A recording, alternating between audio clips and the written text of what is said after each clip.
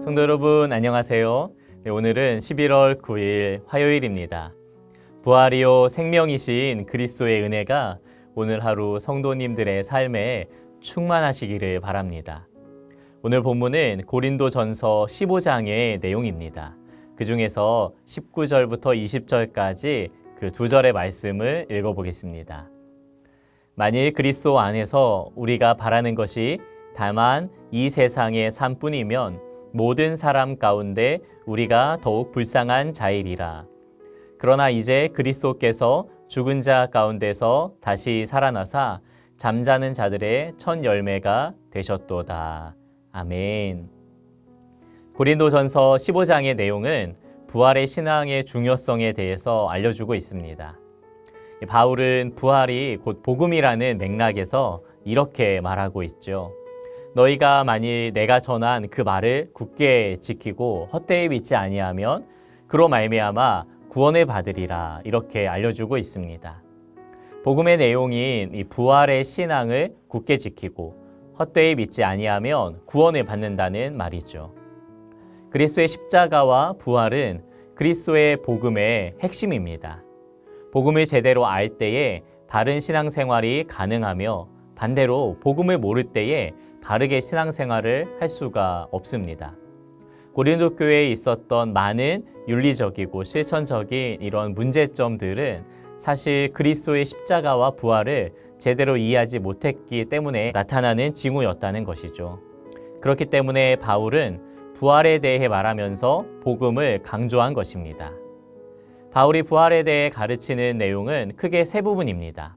첫 번째로는 그리스도께서 부활하셨다는 사실입니다. 그리스도의 부활은 성경대로 다시 살아나신 것이며 부활을 목격한 수많은 증인들이 있었습니다. 예수님의 제자들이 전한 것은 그리스도의 부활이었습니다. 예수님이 내 증인이라고 말씀하셨던 것도 사실은 이 부활의 증인이 된다는 말이죠. 그리고 그들이 전하는 이 복음의 내용도 예수님이 다시 살아나셨다는 그 사실이었습니다. 두 번째로는 그리스도께서 다시 살아나신 것처럼 죽은 자도 다시 살아나게 될 것이다 입니다.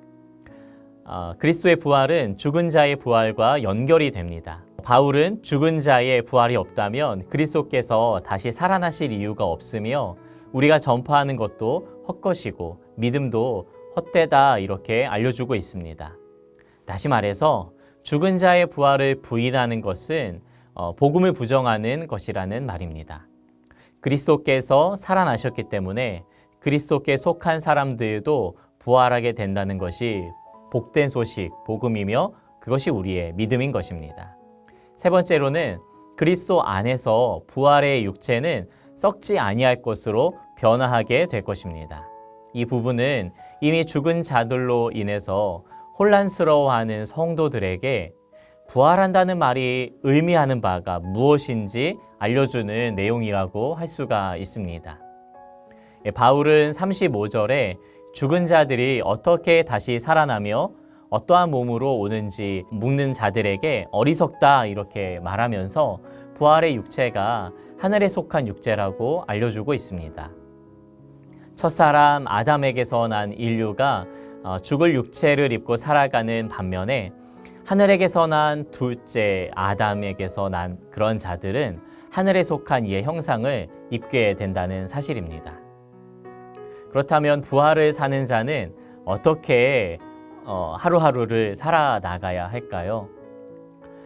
지금까지 말씀드린 것처럼 바울은 고린도 교회에게 복음, 즉 부활의 소망에 대해서 알려주고 있습니다. 부활의 소망에 대해서 알려주는 이 바울은 이 부활에 대한 바른 이해를 통해서만 하늘에 속한 자의 소망을 품고 살아나갈 수 있다고 이야기를 하는 것인데요. 바울은 이 15장의 마지막을 다음과 같이 매듭짓습니다. 제가 한번 읽어보도록 하겠습니다. 그러므로 내 사랑하는 형제들아, 견실하며 흔들리지 말고 항상 주의 일에 더욱 힘쓰는 자들이 되라. 이는 너희 수고가 주 안에서 헛되지 않은 줄 알미라. 아멘. 지금까지 나왔던 모든 말씀의 이 결론에 해당되는 내용입니다. 부활을 사는 그리스도인은 굳게 서서 흔들리지 말고 주님의 일에 더욱 힘쓰는 사람이 되어야 된다는 것입니다. 왜냐하면 이러한 수고가 주 안에서 결코 헛되지 않을 것이기 때문입니다. 그리스도의 복음을 전해 들은 사람, 그리고 부활의 기쁜 소식을 들은 사람은 더욱 주의 일에 힘쓰는 삶을 살아가게 되는데, 바로 그것에 자신의 소망을 두고 있기 때문에 그렇습니다. 바울이 그랬습니다. 다른 사도들에 비해서 마지막에 부활의 기쁜 소식을 전해 듣고 부활의 주님을 만나 그러고 나서 더욱 열심히 증인의 삶을 살아가며 주의 일들을 행했던 것이죠.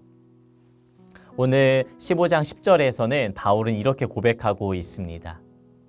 그러나 내가 나 된 것은 하나님의 은혜로 된 것이니 내게 주신 그의 은혜가 헛되지 아니하여 내가 모든 사도보다 더 많이 수고하였으나 내가 한 것이 아니요 오직 나와 함께 하신 하나님의 은혜로라. 아멘. 부활의 기쁜 소식을 받은 바울은 그것이 하나님의 은혜임을 고백했으며, 그로 인해 자신이 그 기쁜 소식을 위해 일할 수 있게 된 것 또한 은혜라고 고백하고 있습니다. 바울은 그래서 부활의 기쁜 소식을 알리기 위해 일하며, 이 주의 일이죠. 그리고 부활이 없는 자들이 내일이 없는 것처럼 먹고 마시며 선한 행실을 더럽힐 때에 깨어 의를 행하고 죄를 짓지 말라, 이렇게 경고하고 권하고 있는 것입니다. 부활을 소망하는 사람은 내일이 있기에 오늘을 거룩하게 여기며 썩을 것을 위해 살지 않고 썩지 아니할 것을 소망하며 바라며 견디며 오늘을 살아가게 됩니다. 사랑하는 성도 여러분, 그리스도께서 부활하셨습니다. 그리고 그 그리스도의 부활로 인해 우리도 이 죽을 육체도 영원히 썩지 아니할 육체로 변화하게 되어 하늘에 속한 자로 살아가게 될 것입니다. 이것이 그리스도의 복음, 즉 기쁜 소식입니다. 오늘도 이 기쁜 소식을 들은 자로 살아가시기를 바랍니다. 주의 일에 더욱 힘쓰며 어떻게든 부활의 기쁜 소식이 널리 전파되는 것에 마음을 두고 사시기를 바랍니다.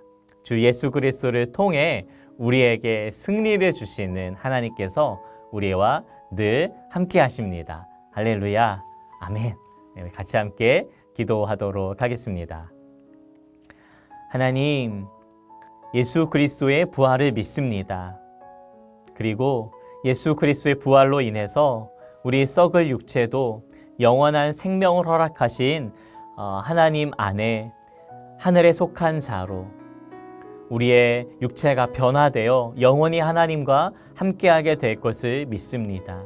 이것이 우리의 소망이며 우리의 살아가는 이유입니다.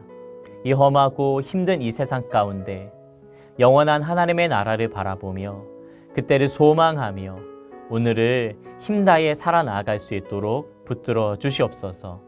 주의 일에 더욱 힘쓰는 자가 되라 라고 말한 이 바울의 권면을 새기면서 주님을 위해서 일하는 우리가 되게 하여 주시고, 오늘도 내일도 날마다 부활을 살아가는 진정한 복음에 사로잡힌 성도의 삶 되게 하여 주시옵소서. 감사드리옵고 우리 주 예수님의 이름으로 기도 올리옵나이다. 아멘.